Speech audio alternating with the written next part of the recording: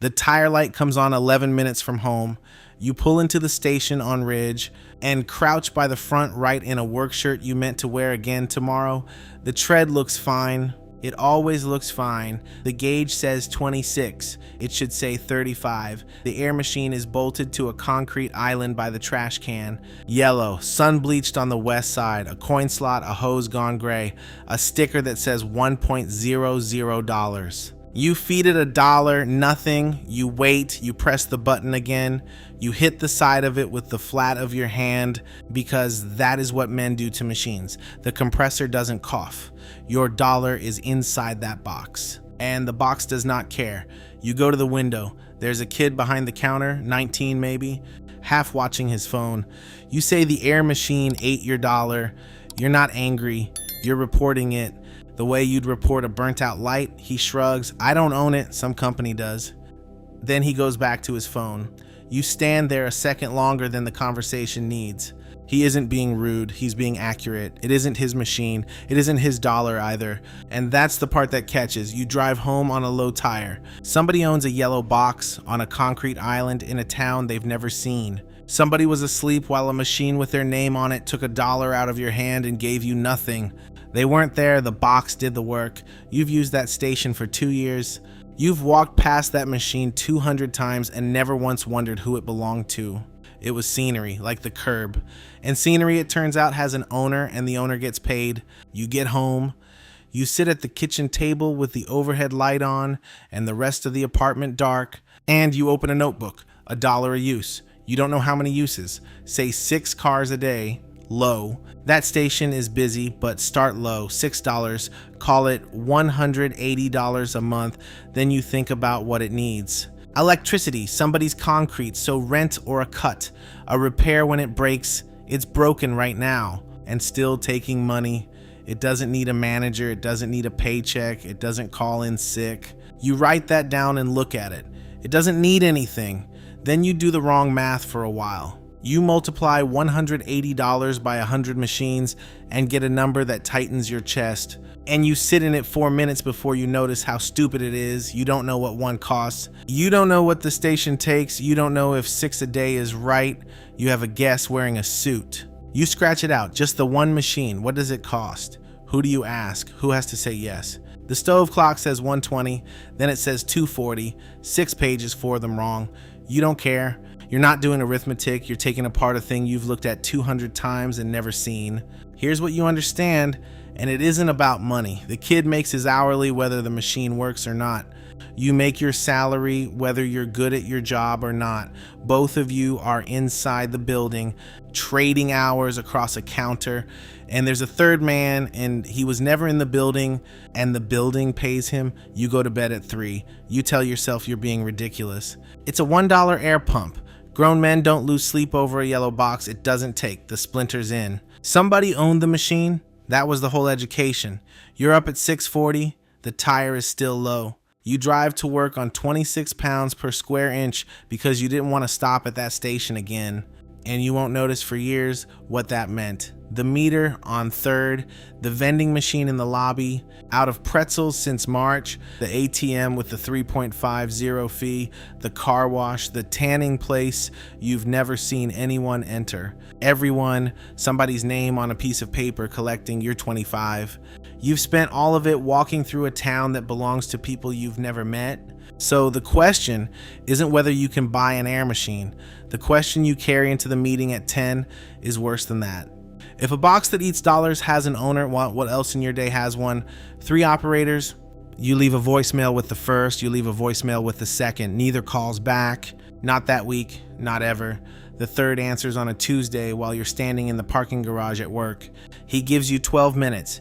You know because you checked the phone after. He explains the whole business. What a machine costs new, what it costs beat up, what a station wants for the concrete, why some spots are gold. And most are garbage. He talks fast, like a man who said this to people who wasted his time. You ask what a good one clears. $200 a month, he says. $800 if it's a great spot. You won't get a great spot. Great spots have somebody in them. You say that doesn't sound bad. He laughs, not cruel, worse, amused. Sure, if you want to spend a lot of time for not much money, then he's gone. You stand in the garage under a light that buzzes. You should feel talked out of it. A man who does this for a living just told you it isn't worth doing. That's the clearest signal a person can send. You're not talked out of it. What follows you home isn't the number. It's that he said all of it at 2:40 on a Tuesday from a truck somewhere and nobody was checking on him. The first 2 machines take 4 months. You call places. A tire shop says no. A woman at a car wash says no twice, then stops answering. Every call is you asking a stranger for permission to put a box on their concrete. Most say no. You learn to hear no without it meaning anything. 2 say yes, neither is a great spot. 1 is behind a grocery store where the traffic comes in a lump on Saturday and dies the rest of the week. You take it because it's what's available to a man with no machines. You buy used off a guy in the next county who's getting out. He helps you load them and doesn't look sad about it. You file that away. Somebody's always getting out. You install them on a Saturday. You're bad at it. It takes the whole day and you open a knuckle on a bracket. Then 2 more, faster, 3 weeks, because now you can say you have machines running. And running is a word that changes rooms. 4 machines, the month closes. You sit down with the sheet. Gross is 1 number, then you take it apart. The station's cut, power. A regulator you overnighted because machine 2 failed the same way the one on Ridge failed, which you found funny for about a second. Gas, your gas, 3 trips because you don't have a route yet. You have 4 boxes in 3 directions, then the coins. Nobody tells you about the coins. The money arrives as coins in a bucket, and you count them at your kitchen table at 9 at night like a child with a piggy bank. 40 minutes. Your fingers smell like metal for an hour. Net after everything, $310, 4 bad spots. 4 months of calls, a torn knuckle, $310. Now you're supposed to divide that by your hours and find out you made $9 an hour, which is worse than the kid at the window. Then you're supposed to sell the machines to some other man in some other county on his own first night at his own table. That's what the operator meant. He wasn't lying about the number, but you're not looking at the number. You're looking at the date, because here's what happened last month. You went to work 21 days. You sat in the meeting on the 14th about the thing that got canceled on the 20th. You slept 180 hours, you had a bad Thursday, and in every one of those hours, in the meeting, asleep, holding a clipboard at the doctor's, 4 yellow boxes in 3 lots were taking dollars out of strangers' hands. You weren't there, you've never met one of them. They paid you. That's not a wage. A wage needs your attendance. You show up, they pay, you stop, it stops. There is no version of your salary that survives you being asleep. $310 doesn't go to zero. $310 needs nothing from you but a plug in a wall. You got 3% 2 years ago. And you were happy about it for a day and a half. Run it honest, it bought a slightly better version of the same trade. Same hours, same permission. A raise makes the leash longer. It doesn't take the leash off. $310 proved a thing that a raise never could. So you sit there with your fingers smelling like quarters. And you almost laugh because the feeling isn't disappointment, it's relief. Small means real. If 4 boxes had made $9,000 the first month, you'd know you were being lied to. Everything easy is gone. Taken by someone faster. Nobody wants $310. It's so dull the man who does this for a living laughed at it out loud. And you can add boxes. That's the whole discovery. They're additive. No ceiling handed down by a manager. 2 became 4. 4 can become 6. Nobody approves it. Nobody notices. You put the pen down. Nothing in the room has changed. Your account is $310 heavier and no one would notice that either. But you can't unsee it now. The meter, the ATM, the lobby machine still out of pretzels. You don't see machines anymore. You see the shape underneath, a thing that collects without a person present, and behind it somewhere, a person who isn't there. The whole town is wearing that shape, which keeps you up a second night. Because if the architecture is the point and the amount never was, what else is built like this that's bigger than a box? 11 machines, it takes 14 months. And the middle is not a story. 6, 8, then you lose 1 because the tire shop sold and the new owner wants a concrete for a dumpster. 9, 10, 11, you build a route. Tuesdays and Saturdays, 90 minutes, a bin in the trunk on a rubber mat so the coins don't sound like coins. 2 on the highway are the good ones. You waited a year for the first. and took it the week the old operator's truck stopped showing up. The one behind the grocery store is still a dog. You keep it out of stubbornness. You do the addition in the car at 7:15 on a Saturday with the bin in your lap. 2 good spots, 8 middling, 1 dog. What comes out is a number that used to be a job, not a good job.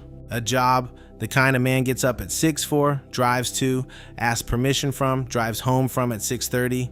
You don't get up for it, you sit in the car a while, and the question from the kitchen table comes back, grown up, what else runs like this? So you look, and the search gets strange because you're not hunting good businesses.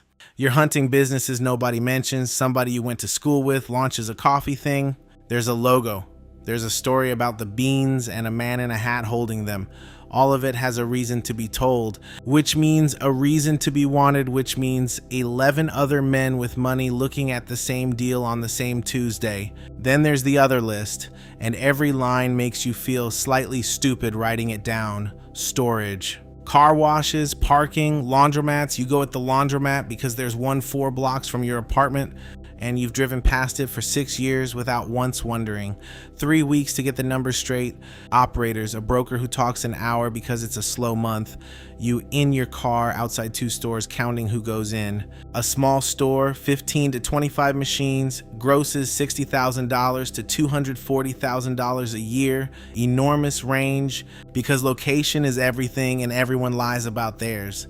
A solid store does $200,000 to $300,000. 000 gross at 20% to 35% net. Take $250,000 at 28%. That's $70,000. Payback on the purchase, 3 to 5 years. You write $70,000 down and look at it because that's a salary and it takes 11 years and a degree to get there. And it requires a man to be in a building every day for the rest of his life. But that's not what breaks you open. What breaks you open is what the broker says, like it's weather. You ask how these get priced. 3 to 5 times net, he says. That's the band. Tired store, 3. Clean books, good lease, 5. You write it down. You're halfway to the next question when you stop mid-sentence. 3 to 5 times net. Every dollar of profit that store makes carries $3 to $5 of price with it. Not once. Structurally. You ask him if you fix something, if it earned more, does the store get worth more? He says yes and no, and the no is the education. Buyers want it season. You raise prices in March and sell in April. I'm knocking that out of the number, and so is every buyer with a brain. Show me 2 years of it and I'll pay for it. He says most sellers don't understand that and it costs them. So it isn't a trick, it's slower than a trick. You hold a boring thing, you improve it honestly, you let it prove itself for 2 years, and the improvement is worth a multiple of itself when you go to sell. You sit with that. You've had a 401k since you were 24 and you've never been able to do one thing to it. You put money in and hope. 0 levers. Here the lever is a dryer and a lease and 2 years of patience. Nobody's permission, no investor, no board. You've been building the wrong asset. You've been building a salary, which can't be sold, can't be multiplied by 4, and disappears the day you stop showing up. 2 weeks later, there's a dinner. Your wife's people, someone's 40th, a long table. The man across from you has a watch. You don't know watches. You know this one is doing work from 4 feet away. He manages money, other people's. He says the name of the firm like it means something and you nod like it does. He asks what you drive. You tell him a sedan, 140,000 on it, a dent in the passenger door from a shopping cart. He's already turning, not rudely, mechanically. He got the answer. The answer says you're not the conversation. So he goes to the man on his left mid-sentence and starts in about a fund. You get 20 minutes of him from the side of your face. He's confident, genuinely, and it isn't an act, and that's what makes it interesting. Then his wife says something about the year they had and the number, and the way she reaches for it tells you the year was fine. It was fine. He manages other people's fine years. And the watch does the work, the returns won't. You're not angry. You're doing math on a stranger quietly, and the math says he's paid to look like this. The suit isn't decoration on the business. It is the business. He can't stop. The day he shows up in your car, he's done. You drive home and sit in the driveway and notice you didn't mind. 2 years ago, that man would have cost you a week. You'd have replayed the turn, the mid-sentence turn, and gotten quietly furious about it by Wednesday. That's how it always went. Nothing. He turned away and you thought, okay, and ate your dinner. You'd assumed for 26 years that the good deals were the exciting ones. That's what a deal meant. A thing worth wanting, therefore a thing others wanted, therefore something you'd need to be smarter or faster or luckier to take. Which is why you never went. You knew you weren't the smartest man in that room, but you're not in that room. Nobody's in that room. Nobody at that table wants a laundromat. If you'd said it out loud, the watch would have turned away faster. The deals are good because they're dull and because the seller is 68 and wants out clean and will take less for speed and certainty, and there's no line behind you, no auction, no bidding war, just you and a tired man and a store people use in a recession because clothes get dirty when the market's down too. The best business you'll ever own has no story anyone wants to hear. That's the protection, not a secret. A wall made of boredom, better than a wall made of money, because everyone who could outbid you would rather be at that dinner. One question before I go back to it. What do you own that nobody has ever asked you about? You sit in the driveway with the engine off. The strange part isn't the dinner, it's what didn't happen after. He dismissed you and it went straight through, no contact. For 26 years being dismissed was the engine. It's why you wanted the raise. It's why the 3% mattered for a day and a half. Something moved. You didn't move it on purpose, and you don't know yet whether that's the best thing that ever happened to you or the first line of the bill. The laundromat closes on a Thursday in March. You'll say the number out loud twice in your life, and this isn't one of them. The seller is 68. He's run it since 1994, and his knees are done. He takes less than a group in the city offered because you can close in 3 weeks. And they want 90 days and a diligence list 40 items long. Speed is worth real money to a tired man. That's the whole negotiation. 15 months later, the second, then a third, you learn what breaks. A water heater is a $9,000 lesson. A coin mech is a $200 one. A bad attendant loses money in ways the sheet won't show you until March. The stores are not a story. The stores are a Tuesday. Somewhere in there, someone finds out. Not a suspicion, not a man squinting at your car doing arithmetic. Someone knows, a document. A broker's wife, county records on a bored evening. It doesn't matter which, it's happened 4 times. And it goes the same way every time. There's a beat, half a second. Then the face recalibrates. It isn't envy. That's what you thought for a year, and it made you angrier than you'd like to admit. It's filing. You get moved. You were in one drawer and now you're in another, and the new drawer has different rules. What can be asked, what can be told, what a joke means when you make it. They don't decide to do it. It happens to them and it doesn't go back. You wait for it. It never does. What ended your resentment wasn't grace. It was arithmetic. They aren't doing anything to you. You do it too. You did it at a dinner to a man with a watch, filed him in 4 seconds and felt fine. But a room enters the relationship. Both of you feel it. Neither will ever mention it and it stays for the rest of your life. So you stop letting it happen. There's no night where you decide to disappear. It's 100 small things, each one obviously correct alone, and only 20 years later do you see what they built. The car is the same sedan. The dent is still in the passenger door. You've had the money to fix it for 6 years. A shop on Kessler quoted $700 in a 2-minute conversation and you drove away and never called. And told yourself the dent doesn't affect anything. True, not the reason. The apartment is the apartment. 2 bedrooms, a parking spot, a neighbor who moves furniture at 11 at night.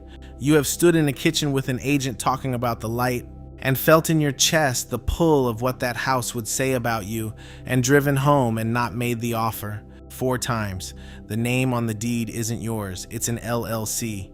It files what it owes and pays what it owes and hides from no one who's owed anything. But a curious man on a Tuesday night gets 3 clicks in, hits paperwork and gets bored. The wall is boredom, same material as the laundromat. You've built your whole life out of the one substance. The signs still say what they said in 1994. Once a week you're in the store on Delmar. There's a woman who does her wash Wednesday mornings. Same 3 machines, years now. She has a system with the folding table, far end stacked by person. And if someone's already there, you can see it cost her something. She knows you, not your name. You're the man who's sometimes there with a bucket and a wrench. Once you got her quarters back out of a machine, which took 4 seconds because you had the key, she said you were a lifesaver. She talks about the weather and her son, who's at school in Columbia. She asked you once kindly if they treat you all right here. You said they're fine. She's standing in a building you own. using machines you bought, and she thinks you're staff, and she's kind to you the particular way people are kind to staff, warmly, easily, and entirely differently than she would be if she knew. You've seen the other version. You know what the recalibration looks like, and you're not going to watch it happen to her. So you let her think it. Here's the part you'd have gotten wrong at that kitchen table, and it's the whole thing. This isn't humility. You're not a humble man. There's a version of you alive who wants to say the number at that dinner and watch the watch swivel back. And it isn't strategy either, which is what you told yourself for years, and that it's smart, that it keeps the sellers from raising the price, and the neighbors from asking, and the men with a business idea from finding your door. All true, all real, not why. The quiet is load-bearing. That took years to see. It isn't something you do to protect the structure. It is the structure. Pull it and the whole thing changes shape. The moment they know, the seller's price moves. The moment they know the deal has a competitor, the moment they know the dull thing has a story. And stories bring the men who chase shine. Easy to dismiss is a protection no expensive car can buy. The man with the watch can never do this. He's paid to be seen.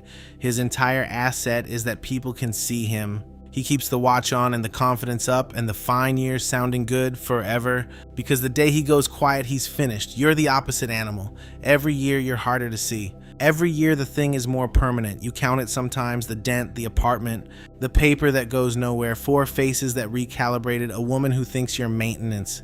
You've protected the asset perfectly, not one crack. You're in the store on Del Mar at 8:40 with a bucket in your hand, watching her stack towels at the far end, and she says something about the rain. And you say something back, and it's easy, and it's warm, and it's nothing. And you drive home in a car with a dent you could fix in an afternoon, and you don't. The asset is safe. That was the job. Nobody ever ran the number on what it cost the man. The email comes at 7:12 on a Tuesday while you're waiting on the coffee. It's from the accountant. It isn't important. The subject line is Q2, and the attachment is a spreadsheet you've seen 100 versions of, and you open it standing up, one-handed the way you'd check the weather. There's a number at the bottom. You read it once. You put the phone face down on the counter. The coffee maker finishes. You pour it. You stand there. You're 51. There's a low-grade thing in your left knee that started 2 winters ago. The apartment is the apartment. The car has 210,000 on it, and the paint around the dent has faded to match, which is a kind of ownership too. You don't feel proud. You turn that over while the coffee goes lukewarm. There's no rush, no chest thing. You keep waiting for the feeling you were supposed to get, the one that would make 26 years land in a single clean beat, and it doesn't come. And at 7:14, you understand it was never coming. At 8:40, you're on Del Mar with the bucket. She's there, far end, stacking by person, except it's Tuesday because her son flies in this weekend and she wants the sheets done early. She tells you his name in the airport and you say that's good, he'll be glad to be back. She's standing on a floor you own, next to dryers you replaced in April, in a building whose deed says a name that means nothing to anyone. She has no idea, she never will. You made sure of that deliberately, the way you make sure of anything. And you look at her, the towels, the far end, the system, and it lands. Not pride, not relief, recognition. It's the feeling of finally placing a face. You know how that goes, a name at the edge of a word for years, and then one afternoon in a parking lot, it arrives whole. And there's no triumph in it, just a click, just the thing settling into the socket it was always shaped for. You're standing in a laundromat looking at a stranger's towels, and you're seeing a 25-year-old at a kitchen table at 2:40 in the morning with 6 pages, 4 of them wrong, and a low tire in the lot, and $1 in a yellow box that a kid shrugged about. He wouldn't believe this, not the number. Numbers are easy. He'd believe the number. He wouldn't believe the rest. He'd want to know why you're holding a bucket. He'd want to know where the house is. He'd want to know why the man with the watch has never asked you a single question about your life in 26 years, and he'd want you to tell him, and you'd have to say you can't, and he'd think you were a coward. He'd be wrong. You couldn't prove it to him. That's fine. He had to be wrong to start. Here's what's true. And it took the whole 26 years to earn. What made it invisible is what made it yours. That's the trade, not a lesson, an exchange with a price on it. The wall that keeps them out is the same wall. There's only the one. It doesn't have 2 sides you get to choose between. Every year it thickened. And every year the asset got safer, and every year fewer people could see the man standing behind it. And you cannot have the first without the second, and anyone who says you can is selling you a watch. You're at peace with it, not because you argued yourself into it, because you read the whole bill, line by line, the dent, the four faces, the dinner where you'll never say the number, the woman who thinks you're staff and is warm to you in a way she'd never be again, and you'd sign it. You'd sign it today. That's not a triumph either, it's just the answer. Somewhere across town, the man with the watch is being seen, in a room, on time, in a suit, confident about a fine year. He's been doing it 26 years too, you're not laughing. He paid a different bill, and he'll pay it until the day he can't, and nobody will ever ask him what it cost. So here's the honest question, not the easy one about side income. Would you build something no one would ever congratulate you for? Not a secret you get to reveal later, not a quiet stretch before the part where they find out. 26 years of a dent in a door and a job title you let people assume, and the good news arriving at 7. 12 with nobody in the room. If the applause matters more than the thing, that's not a flaw. It's information. Better to know it at 25 than at 51. And if you take the trade, you already know what to do on Monday. Stay for the next one if this is the kind of math you want more of. You finish the route at 11. Last stop is the highway spot, the good one, the pair by the pumps. It's out there on the concrete island where it stood for 11 years. Yellow, sun-bleached on the west side. Hose on the hook. A sticker with a price on it in a font nobody uses. A man in a work shirt is crouched at his front right with the hose in his hand, head down, not looking at the box, feeling for the valve stem by touch the way everybody does. He fed it $1. And it worked. He'll be gone in 90 seconds. He won't remember it tomorrow. You watch from the car a second, then you pull out. Behind you, the compressor runs on in a corner nobody photographs, taking coins from someone who isn't looking at it.